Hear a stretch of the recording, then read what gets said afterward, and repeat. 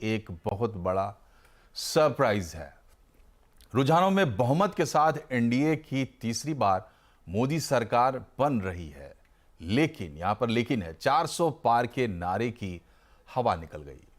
नतीजों से निराश, बाजार में घबराहट का माहौल है। एनडीए को सबसे बड़ा झटका यूपी से लगा है। यहां राहुल और अखिलेश की जोड़ी ने कमाल कर दिया है और बीजेपी से आगे निकल गई है। वहीं बंगाल में दीदी और तमिलनाडु में स्टालिन ने शानदार प्रदर्शन किया है। कर्नाटक में भी बीजेपी को घाटा हुआ है। महाराष्ट्र में नतीजे भी एनडीए के अनुमान से कमजोर रहे। हालांकि आंध्र में नायडू और बिहार में नीतीश कुमार के फैक्टर ने काम किया। सबसे बढ़िया खबर बीजेपी के लिए मध्य प्रदेश से आई है, जहां पर क्लीन स्वीप यानी सारी की सारी सीटें बीजेपी के खाते में आई हैं। और इस बार चुनावी महाभारत में एनडीए के लिए सबसे बड़ा सरप्राइज कहें या झटका यूपी से। राहुल और अखिलेश की जोड़ी ने लोकसभा की लड़ाई में कमाल किया है और इंडिया गठबंधन ने 40 सीटों पर बढ़त हासिल कर ली है। अभी तक के आंकड़ों के मुताबिक हाई प्रोफाइल सीट रायबरेली को जीतने में राहुल कामयाब हुए हैं और स्मृति ईरानी भी अमेठी से हार गई हैं। अमेठी से कांग्रेस नेता किशोरीलाल शर्मा चुनाव जीते हैं। समाजवादी पार्टी ने भी जबरदस्त कमबैक किया है। टीम अखिलेश 38 से ज्यादा सीटों पर आगे है। और अमेठी में स्मृति ईरानी को तगड़ा झटका लगा है, वो हार गई हैं कांग्रेस के किशोरीलाल शर्मा से। और कांग्रेस पार्टी की महासचिव प्रियंका गांधी वाड्रा ने सोशल मीडिया साइट एक्स पर पोस्ट किया है। प्रियंका ने लिखा है कि मुझे कोई शक नहीं था, मुझे शुरू से यकीन था कि आप जीतेंगे। वो किशोरीलाल शर्मा के बारे में बोल रही हैं। अगर कहीं इंडिया गठबंधन सरकार बनाने की स्थिति में आया तो राहुल गांधी प्रधानमंत्री पद के उम्मीदवार हो सकते हैं, ऐसा कहना है कांग्रेस प्रवक्ता सुप्रिया श्रीनेत का। संवाददाता आलोक प्रियदर्शी ने श्रीनेत से बात की है। सुप्रिया जी, ये उम्मीद से बेहतर है, उम्मीद के मुताबिक है? बिल्कुल उम्मीद के मुताबिक है, बिल्कुल अप्रत्याशित चुनाव रिजल्ट नहीं है। हमें पूरी आशा थी कि हमारे टैली, तो हमें तो आशा इससे भी बेहतर की है। देखिए अभी और बढ़ेगी टैली। बड़ी देर से इलेक्शन कमीशन का डेटा रुका हुआ है कि इस देश ने पूरी तरह से नरेंद्र मोदी को, उनकी दफलती राजनीति को नकार दिया है। ये देश बिल्कुल बर्दाश्त नहीं है मटन मछली मुर्गा पर बात करने के लिए। ये देश महंगाई पर, रोजगार पर, आर्थिक असमानता पर, किसानों के हक पर, गरीबों के हक पर बात करना चाहता है।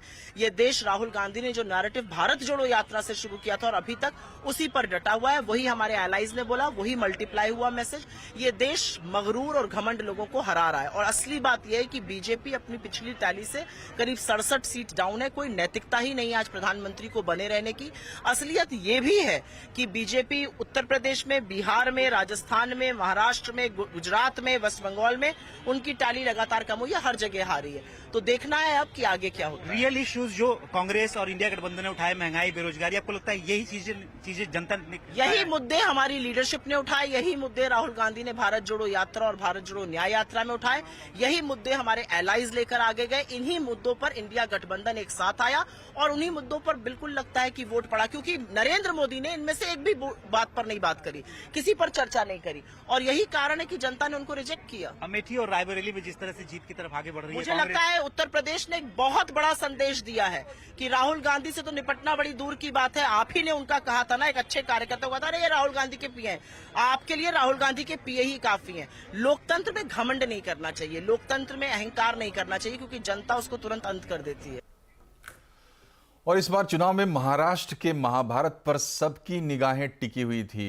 पार्टियों ने जी तोड़ मेहनत की और जो सियासी खेल हुआ उसके बाद एनडीए को लग रहा था कि उनकी स्थिति मजबूत होगी, लेकिन वोट की चोट एनडीए पर ही भारी पड़ी। इंडिया गठबंधन यहां भी अच्छा प्रदर्शन करता हुआ दिख रहा है। शिवसेना यूबीटी ग्रुप सबसे ज्यादा सीटें हासिल करने में कामयाब रहा है और एनसीपी शरद पवार गुट को भी अच्छी बढ़त हासिल हुई है। वहीं कांग्रेस की सीटें भी बढ़ी हैं। तो महाराष्ट्र की जब आप बात करें, शरद पवार का नाम आएगा। शरद पवार ने कहा है कि महाविकास आघाड़ी ने एकजुटता के साथ लड़ाई लड़ी है और इसका नतीजा अच्छा आया है।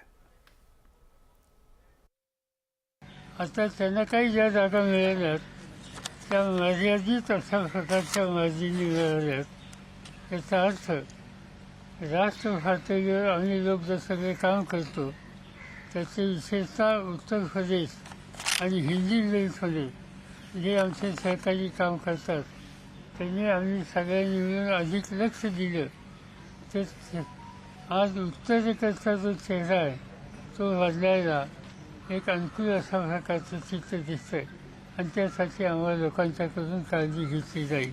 या सगळ्यांनी एकत्रित जीवाभावाच्या वतीनं काम करण्याची भूमिका घेतली आणि त्यामुळेच हे यश जसं आम्हाला मिळालं राष्ट्रवादीला तसं काँग्रेसला मिळालं आणि उद्धव ठाकरेंच्या नेतृत्वाखालच्या पक्षाला सुद्धा मिळालं। और एक फैक्टर जो एनडीए के लिए सबसे अच्छा रहा